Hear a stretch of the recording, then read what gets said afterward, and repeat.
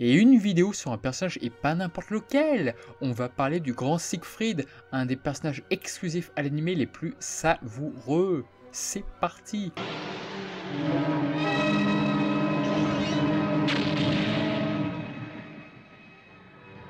北欧神話随一の勇者ジークフリートよ。お前にアルファ星ドーベのゴッドローブを与える。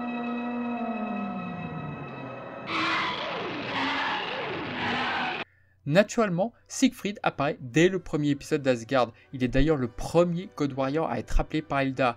La réalisation de cet épisode ne nous révèle pas encore la hiérarchie dans ce groupe, même si on devine son importance. Et ce, par des mots bien choisis indiquant que Siegfried est le plus grand guerrier du peuple d'Asgard. Symbolisant la première lettre de l'alphabet grec également, Siegfried semble être insurpassable chez les God Warriors. Le second épisode fait que son rôle ne fait alors plus aucun doute, c'est lui le leader, et plus l'intrigue avance et plus on connaît son rapport avec les autres God Warriors, tout du moins ceux qu'il a autrefois connus, car dans les faits, il ne connaît pas Thor et Fenrir. Hagen était néanmoins un ami proche qui côtoyait Freya, la sœur d'Hilda. Siegfried, lui, nouait des liens avec la grande prêtresse d'Asgard. Pour Alberik, on est en droit de penser que les scénaristes ont changé de fusil d'épaule sur son rôle. Ce qui est très étrange, c'est que l'épisode 78, scénarisé par Takao Koyama, montre Siegfried et Alberik complices, allant même jusqu'à rassurer Hilda, minimisant ainsi la mort de Thor. Une scène bien étrange lorsqu'on saura un peu plus tard que les deux hommes se détestent, faisant alors écho à la mythologie nordique. Alberik, dont le nom signifie roi des elfes ou roi des nains, était le chef des nains de Nibelungen. Il devait surveiller le trésor d'Odin, mais a été combattu par Siegfried qui lui prit non seulement sa cape d'invisibilité mais aussi son trésor. Dans une autre version, Odin vole le trésor pour le confier ensuite au dragon Fafnir. Le personnage d'Alberik permet ainsi de montrer un Siegfried haineux à son encontre. On se questionne encore ce qu'aurait pu donner un tel affrontement et quelle aurait été la ruse d'Alberik pour contrer l'indomptable God Warrior. Hélas, nous ne le saurons jamais. Peut-être envisageait-il de se servir de son améthyste Shield sur Hilda et ainsi échanger sa vie contre le saphir de Siegfried? Allez savoir. Outre cela, Siegfried connaît la réputation de Mime, qui est en effet un combattant redoutable. Notons que la relation mythologique entre Siegfried et Mime est aussi mauvaise que celle avec Alberik. Mime, le frère d'Alberik d'ailleurs, manipule Siegfried en l'envoyant tuer le dragon Fafnir pour prendre possession de son or. Siegfried finit son travail puis se rend compte de la machination et tue Mime. Par la force des choses, on verra régulièrement Siegfried et Sid ensemble, souvent spectateurs des informations de l'avancement des bronzes. On peut également se souvenir que Siegfried désapprouve le choix d'avoir Bud au sein des God Warriors et met en garde la prêtresse sur cet homme mystérieux. On peut aussi revenir sur l'opening de la série TV, des éléments de scénario non retenus par Takao Koyama et son équipe, notamment que Siegfried était emprisonné dans les glaces puis sauvé par l'anneau des Nibelungen, ont été révélés dans le 4e coffret japonais. On peut supposer que lors de l'élaboration de l'opening, tout n'était pas encore finalisé, expliquant ainsi la position de premier plan de Sid ainsi que Bud dans le générique. Siegfried devait avoir un rôle très différent. Il aurait probablement dû affronter Seiya revêtu de la robe d'Odin, et ce à l'image des scénarios des films. On peut donc noter ô combien il y a eu des modifications lors de la création du scénario de cette partie. Il fallait en effet faire un lien avec l'arc Poséidon, mais j'y reviendrai plus tard.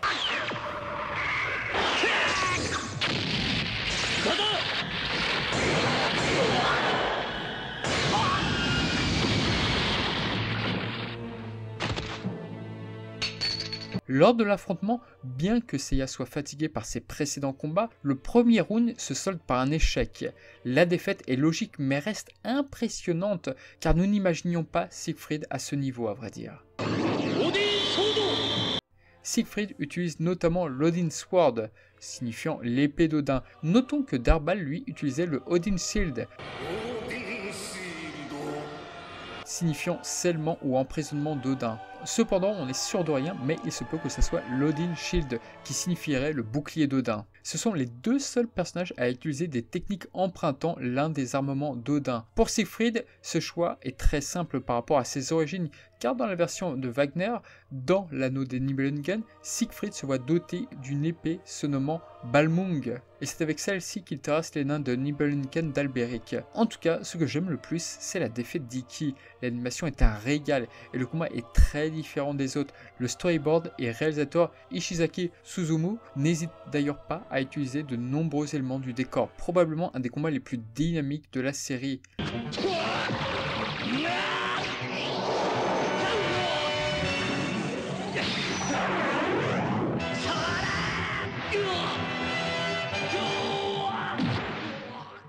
Évidemment, si Siegfried représente le dernier rempart pour les héros de la série, l'astucieux scénario le fera confronter à Shiryu du dragon. De par la constellation du dragon affrontant un guerrier sous le signe de Fafnir, impossible de ne pas les lier par une caractéristique commune, en l'occurrence le point faible de leurs techniques respectives. Si le manga ne souligne seulement 2 fois le point faible de l'attaque du dragon face à Seiya et Shura, l'anime est astucieux de ressortir ce point faible une 3e fois pour découvrir que Siegfried a hérité du même à cause d'une feuille morte qui a empêché à son ancêtre d'être invincible. Le sang du dragon a recouvert tout le corps du Siegfried original, mais pas au niveau de son cœur. L'affrontement permet par la même occasion de revoir brièvement le Rosan Kuriwa, mais il est stoppé par l'esprit de Shura. En effet, comment récupérer le saphir après, hein? L'épisode est dynamique, le tout signé par Masahiro Naoi, notamment cet échange de coups entre Siegfried et Shiryu au tout début du combat. Par ailleurs, l'histoire autour de l'ancêtre de Siegfried racontée par Shiryu est splendide. Bien que le dernier God Warrior dût forcément être vaincu par Seiya, Shiryu n'était pas loin de le vaincre.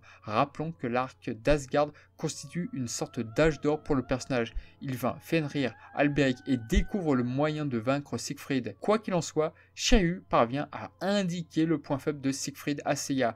La suite du combat est bien plus classique et on ne va pas se mentir, si le combat s'était terminé par un Seiya se relevant et aidé de ses amis, cela aurait été très décevant. Hilda-sama, だから申したのです。セイントを見くびってはならぬと。あれは。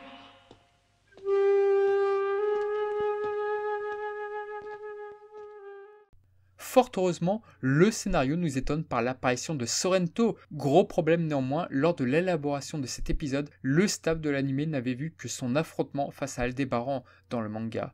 Ainsi, la psychologie de Sorrento n'était pas encore totalement établie dans ce support. Ainsi, pour bien indiquer que la bataille d'Asgard était une machination de toutes pièces de Poséidon, le scénario de Yoshiyuki Suga n'hésite pas à faire de Sorrento un être se vantant de la manipulation de Poséidon vis-à-vis d'Hilda, ce qui ne collera pas avec ce qu'on verra de lui par la suite. Mais tu n'es pas une mauvaise personne.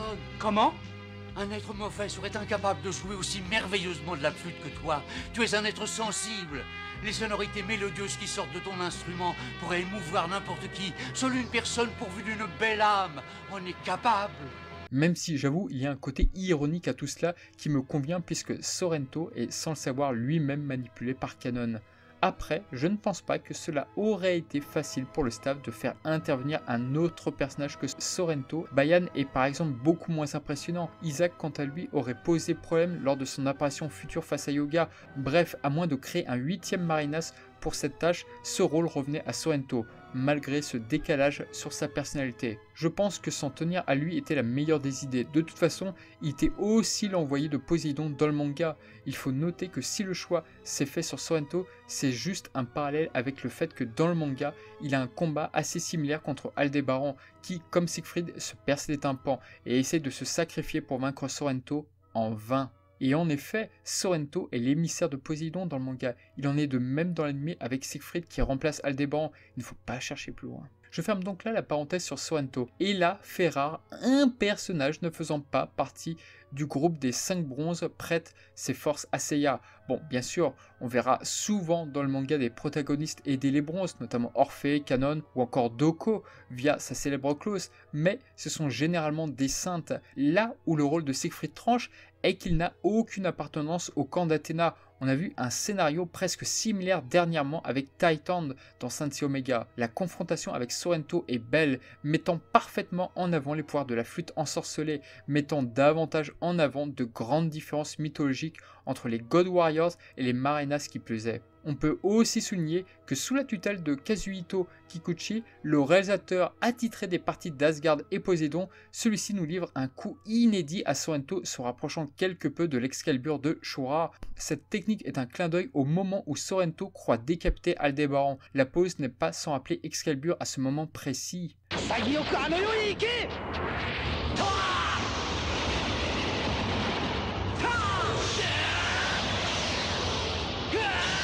La fin du combat est culte, je l'ai vu au moins 48 000 fois, Siegfried se sacrifie en héros avec en fond la merveilleuse musique Frei Eito Segi no Yucha, un choix intelligent puisque dans le second film, là encore, un personnage issu du peuple d'Asgard venait en aide à Seiya. Rappelons encore une fois que Frey n'est pas un God Warrior, contrairement à ce que pouvait sous-entendre la version française, mais un prêtre. L'émotion est à son paroxysme, Siegfried disparaît en repensant à tous ses compagnons morts dans une guerre qui finalement n'était vraiment pas la leur. Oui, je sais, voir Alberic dans la liste est étonnant, mais pour le symbole, ouais, cela a du sens, oui. Une excellente idée de voir enfin un God Warrior changeant de camp. Honnêtement, quand je regarde le combat entre Yoga et Hagen, je rage terriblement de voir ce personnage montrant plus d'une fois sa terrible stupidité et ainsi sa jalousie sans doute, ne pas aider les bronzes après l'intervention de Freya. Quelle délicieuse idée de voir mourir ainsi Siegfried en emportant son adversaire avec lui d'une manière presque similaire à Shiryu et Shura. Il y avait décidément beaucoup de points communs entre Siegfried et Shiryu. Une merveilleuse fin.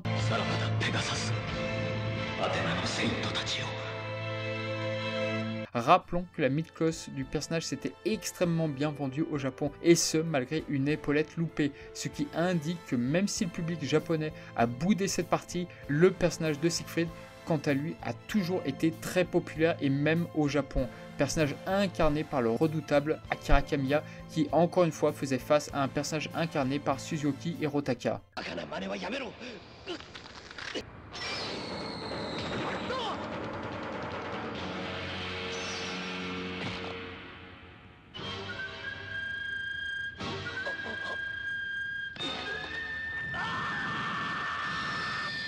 Bien sûr, ce que nous révèle l'épisode 110 est bien amer, puisque Siegfried finalement périt tout seul, et ce pour permettre au scénario de nous renvoyer Sorrento dans l'intrigue. D'ailleurs, ce moment nous avait été spoilé, puisque le joueur de flûte apparaissait à la toute fin de l'épisode 99, le dernier de l'arc Asgard. Une mort splendide qui n'aura servi malheureusement à rien. Aussi injuste qu'émouvant, par l'intermédiaire de Soul of Gold, nous apprendrons que Siegfried avait un frère, mais ses performances, ses interactions n'égaleront jamais celles de Siegfried.